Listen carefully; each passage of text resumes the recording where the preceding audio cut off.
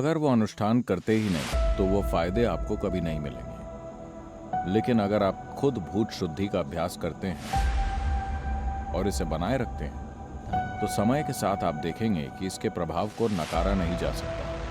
और सबसे बड़ी बात, ये जो भी करे, भले ही अभ्यास छोटा सा ही क्यों ना हो, इसका प्रभाव कभी पलटता नहीं है। पंच तत्व सिर्फ 5। अगर उन्हें इतना सारा खेल खेलना है, केवल 1 या 2 रूप नहीं, इन्होंने अरबों खरबों रूप लिए हैं। अगर ये सब होना है, अगर ये दूसरे गुणों या संभावनाओं को ग्रहण नहीं करें तो आप इन 5 से इतने सारे रूप नहीं रच सकते। ये स्वभाव से ही ग्रहणशील हैं। जिस हवा को आप सांस में लेते हैं, जो भोजन आप खाते हैं, जो पानी आप पीते हैं, हम बाकी दोनों को छोड़ रहे हैं क्योंकि आपके पास उनका ज्यादा अनुभव नहीं है। आज हम जानते हैं कि हम उन्हें प्रभावित कर सकते हैं सिर्फ विचार, भावना, नियत या ऊर्जा से।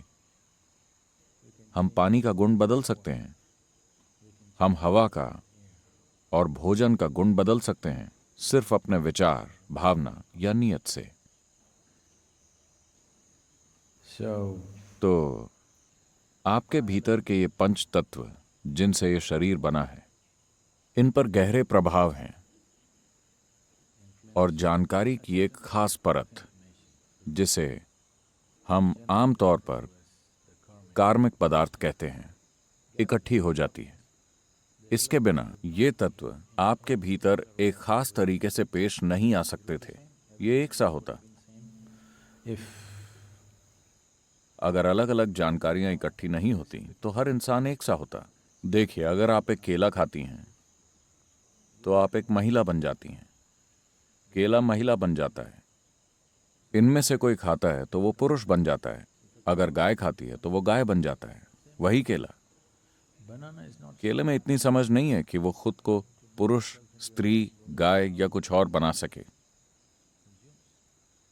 आपके भीतर जानकारी का एक संग्रह है जो केले को एक औरत, मर्द, गाय या हाथी या किसी और रूप में बदल देती है। आप जिसे मैं कहते हैं वो सूचना या जानकारी का एक संग्रह है और मूल रूप से ये आपके साथ तत्वों के माध्यम से चिपकी हुई है, क्योंकि यहां तत्वों के सिवा और कुछ नहीं है। तो इनकी शुद्धि का मतलब है कि आप इन्हें साफ कर रहे हैं और इसे इकट्ठा की गई जानकारी या कार्मिक पदार्थ से मुक्त कर रहे हैं। अगर ऐसा न किया तो आप एक मजबूत शख्सियत तो होंगे, पर कभी ये नहीं जान सकेंगे कि आप उन सीमाओं से परे कैसे जा सकते हैं जो आपने खुद के लिए बना रखी हैं। ये सीमा अस्तित्व ने नहीं बनाई, ये सीमा खुद आपने अपने लिए बनाई है। अगर आप उस सीमा से पार नहीं जा सकते जो आपने बनाई है, तो ये जीने का मूर्खतापूर्ण तरीका होगा। आप अनजाने में ही सीमा रच लेते हैं और कुछ समय के बाद दावा करने लगते हैं, मैं तो ऐसा ही हूं। आपने अक्सर लोगों को यह कहते सुना होगा। आप उन्हें किसी सीमा से पार जाने को कहें, नहीं, मैं तो ऐसा ही हूं। आप ऐसे नहीं हैं, आपने खुद को ऐसा बना लिया है। यह सफाई तब महत्वपूर्ण हो जाती है जब आप खुद को इन सीमाओं से पार ले जाकर आजादी या मुक्ति को ही अपने जीवन का लक्ष्य चुन लेते हैं। अगर आप एक ठोस गेंद बनना चाहते हैं तो आपको सफाई की जरा भी जरूरत नहीं है।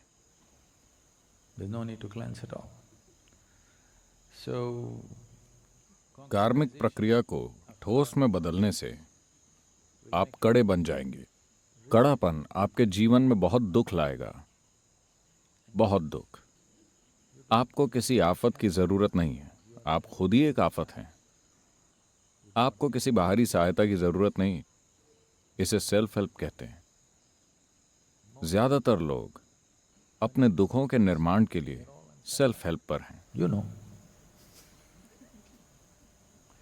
किसी को उन्हें छेड़ने की जरूरत नहीं होती। आखिरी बार किसी ने आपको कब छेड़ा था? ऐसा आखिरी बार कब हुआ?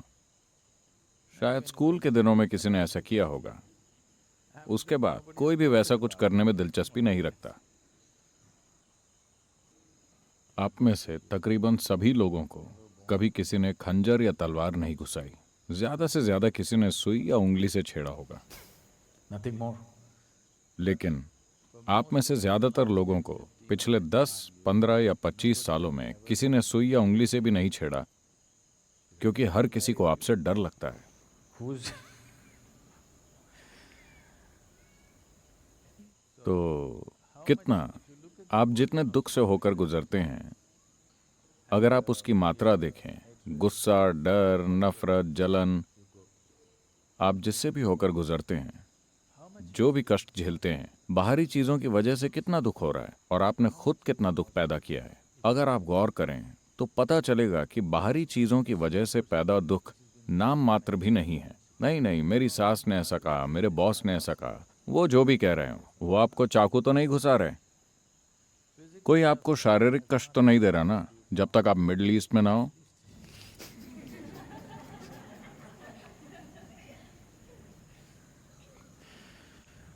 ज्यादातर लोगों के साथ ऐसा कुछ हुआ ही नहीं, तो बाकी सब आपका खुद का ही बनाया हुआ है।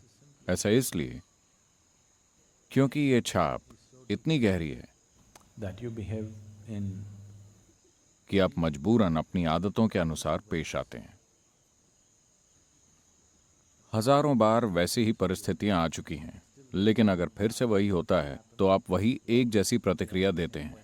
एक स्तर की जागरूकता की जरूरत होगी, आपको एक हद तक झकझोरने की जरूरत होगी, तभी आप कुछ अलग तरह से रिस्पॉन्ड कर पाएंगे। so तो भूत शुद्धि का मतलब है इस प्रक्रिया को बहुत ही बुनियादी स्तर पर करना।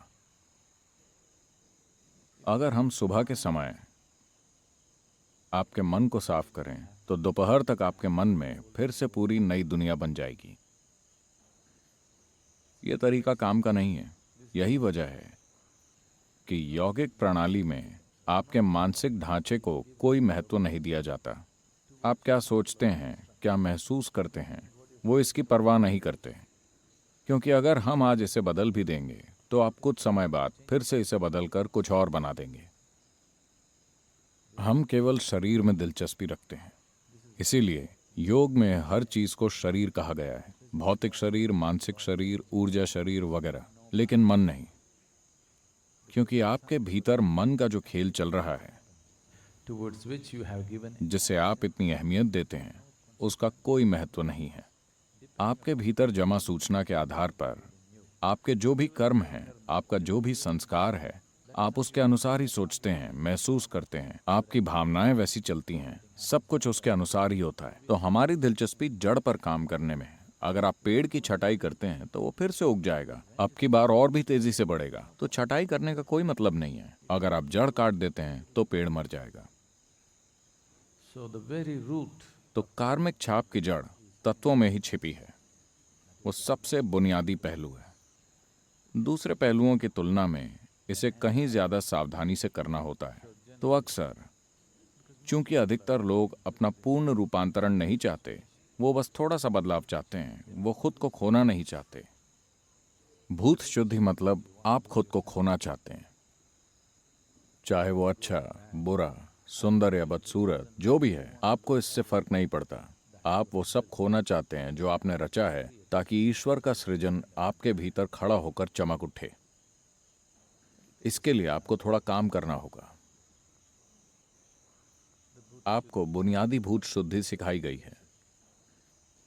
अगर आप भूत शुद्धि को गंभीर तौर पर करना चाहें तो आपका पूरा जीवन बस यही बन जाएगा। ये कोई ऐसी चीज नहीं होगी जिसे थोड़ा बहुत कर लें।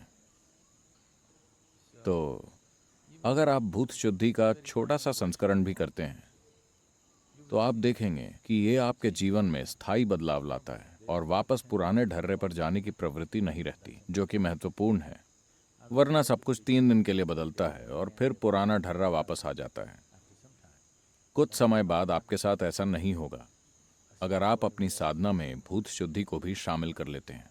Panchbhuta Aradhana. पंचभूत आराधना एक बिल्कुल अलग प्रक्रिया है। वो एक अनुष्ठान है। जो लोग साधना नहीं करना चाहते, बस ऐसे लोगों को थोड़ा लाभ पहुंचाने के लिए। अनुष्ठान की ये एक सुंदरता है। अनुष्ठान की यही सीमा भी है। कोई दूसरा आपके लिए अनुष्ठान कर सकता है। आपको कोई साधना करने की जरूरत नहीं है, बस बैठकर उसका लाभ लीजिए। पर यदि वो ऐसा नहीं करते तो आपको उसका लाभ नहीं मिल सकता। मान लेते हैं कि हम पंचभूत आराधना नहीं करते, तब आपको वो नहीं मिल सकता। So, तो अनुष्ठान में ऐसा ही होता है। इसकी सुंदरता यही है कि जो लोग इसके बारे में कुछ नहीं जानते, वो भी इसका लाभ पा सकते हैं। इसके साथ ही जो लोग इसे करते हैं, अगर वो इसे ठीक से नहीं करते, तो आपको इसका लाभ नहीं मिलेगा। अगर वो अनुष्ठान करते ही नहीं, तो वो फायदे आपको कभी नहीं मिलेंगे। लेकिन अगर आप खुद भूत शुद्धि का अभ्यास करते हैं और इसे बनाए रखते हैं, and you will see as time तो समय के साथ आप देखेंगे कि इसके प्रभाव को नकारा नहीं जा सकता। और सबसे बड़ी बात, ये जो भी करे, भले ही अभ्यास छोटा सा ही क्यों ना हो, इसका प्रभाव कभी पलटता नहीं है। ये भूत शुद्धि का एक अहम पहलू है। अगर आप 6 महीने तक योगासन करते हैं और फिर पूरे साल कुछ नहीं करते, तो सब कुछ वैसा ही हो जाएगा जैसा पहले था। आपने 6 महीने तक प्राणायाम किया, अगर ये शक्ति चलन क्रिया की तरह ताकतवर है, तो इसका असर दिखेगा। Its impact will be there, but after a certain period of time, लेकिन अगर आप इसे कुछ समय के लिए नहीं करते, तो इसका असर जाने लगेगा। आप ध्यान करें, कुछ समय के लिए शून्य ध्यान करें। अगर आपने कुछ समय के लिए इसे नहीं किया, तो इसका प्रभाव जाने लगेगा। लेकिन भूत शुद्धि की प्रकृति ऐसी नहीं है। अगर आप इसे करते हैं, तो आपको कुछ भी होता हुआ नहीं दिखेगा, क्योंकि यह प्रक्रिया बहुत बुनियादी और धीमी है।